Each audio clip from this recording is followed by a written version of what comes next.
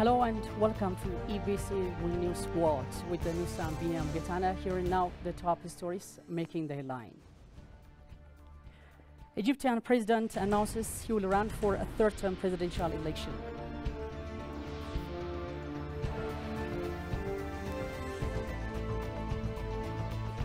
And the civic society organizations saying that academia need to work together to strengthen pillars of democracy.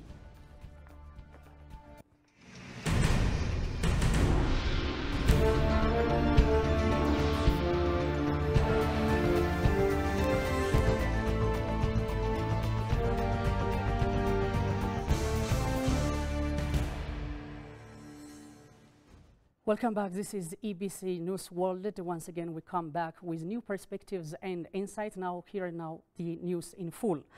Egyptian President Abdel Fattah al-Sisi has announced that he will run for a third term in the country's presidential election scheduled for next December. The last former army chief, who held the post of the president since 2014, is predicted to win the election at a time when his Middle Eastern country is dealing with economic crisis, record inflation, and dramatic deflation of the local currency. A few politicians have already declared their candidature for presidency, but none offer a real threat to Sisi, who urged Egyptians to choose with patriotic conscience during a televised speech. Another development, Minister of Planning and Development praised the EU as Ethiopia is a key strategic partner. Asafa made the remark while discussing with the EU Commissioner for International Partnership, Jutta Arplin. The minister pointed out that the launch of European Union's 650 million euros multi-sector support program for Ethiopia is part of such cooperation.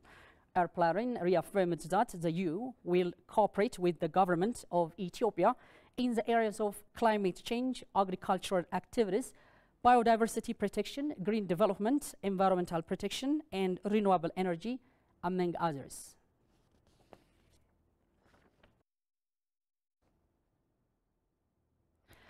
Meanwhile, the regional bloc Intergovernmental Authority on Development urged countries of the African Horn need to revitalize their regional initiative for peace and development.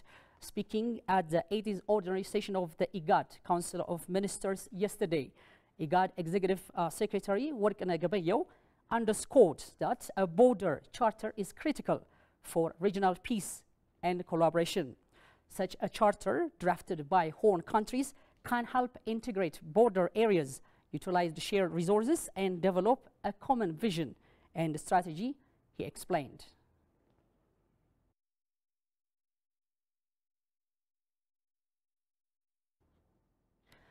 Likewise, the Ministry of Health and the United Nations Population Fund have reached an agreement to enhance emergency and humanitarian response in Ethiopia. Both sides have concurred on scale up the emergency response activities during a discussion between Minister of State for Health Dereje Duguma, UNFPA Humanitarian Division Director Shanko Arakaki, as well as UNFP resident representative to Ethiopia Kofi Kome on Tuesday. During the discussion, they also further agreed to advance the sexual and reproductive health and research agenda in Ethiopia. The Minister of State, Dr. Dejene, confirmed it in a post on X.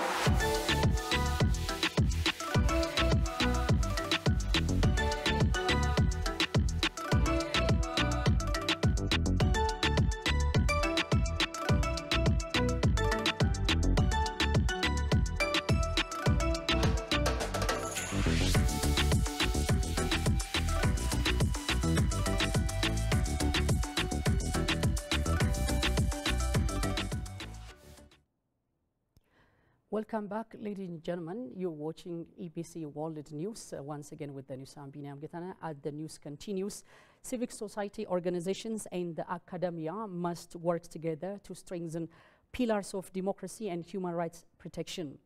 The remark came here today at a consultation forum for promoting and consolidating civic society organizations and the academia. The partnership is said to help ensure better human rights protection and build up a democracy. Johannes van Town has the full report. Take a look. Civil society organizations and scholars in Ethiopia have been working together for the last 4 decades, but they have focused their attention only on development works. Civil society organizations which contribute to the peace, democracy and the development of a country, together with higher education institutions enriched with knowledge and methodology, can create enough awareness for the protection of human rights, in addition to improving the democratic culture of the society, according to participants. Civil society organizations can play a role in sensitizing, awareness creation, teaching of the society at large, to advance and create, this culture of democracy. With regard to the human rights protection, as well as also building the democratization process, and therefore they could play a decisive role in creating awareness to the community, as well as also in conducting researches which are related with human rights issues. When there are also certain violations in human rights, they can create a platform where they can also solve a problem and then discuss major issues with the community, with the linking organization like the CSOs, as well as also the higher institution. Therefore, they could play a major role. Civil society organizations with many challenges are performing activities that benefits the society. The issue is how you overcome these challenges, how you deal with them, and continue to focus on your work. So it's never a free ride. There would be pressures, challenge, and etc., etc. But then at the end of the day, it's about civil society organizations staying focused and trying to address this challenge. Strengthening democracy, advocating for peace and human rights protection, and contributing for the development of the society are the main roles of civil society organizations. Reporting for EBC News, Johannes van Town, Addis Ababa, Ethiopia. Meanwhile, Fairtrade Africa stated that Ethiopia blossoms as the horticulture hub in the East African region.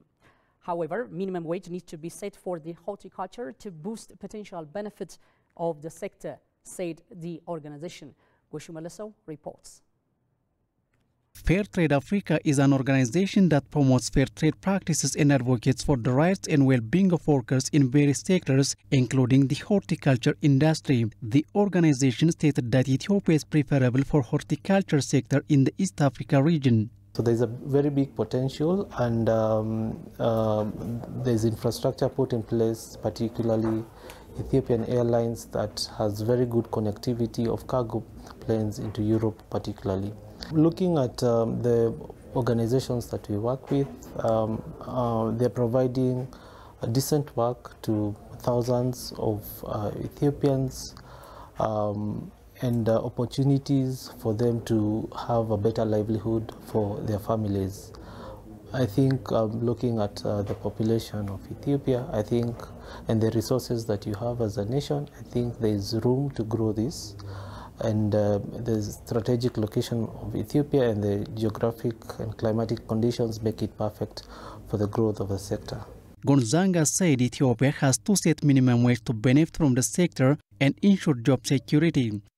As Fairtrade, we believe that workers should be able to have a decent livelihood, and part of that ensures earning a fair wage. And in Ethiopia, for a long time, we've not had a minimum wage in the sector. And therefore, as Fairtrade, what we have done is that we have established what we call a floor wage, which is based on the World Bank poverty line, extreme poverty line. And producers who are Fairtrade certified are therefore required to pay a floor wage to their workers, which ensures that they are not paying them below the World Bank extreme poverty line. Fair Trade Africa advocates setting minimum wages timely. Ethiopia doesn't have minimum wage in the private sector, so we think that this is the right time to create the opportunity and the platform for producer organizations, for sector actors, and for the government to come together and to discuss the progress made so far when it comes to determination of the minimum wage. It's a very sensitive issue, I understand, but it has to be discussed. Fair Trade so far trained workers, mainly women, with skills that are relevant to the sector and their livelihood. Well, ladies and gentlemen, that wraps up the news from EBC News World, and thank you for watching us. Make sure that you find us on our new platform, our websites, social media. Until next time, goodbye for now.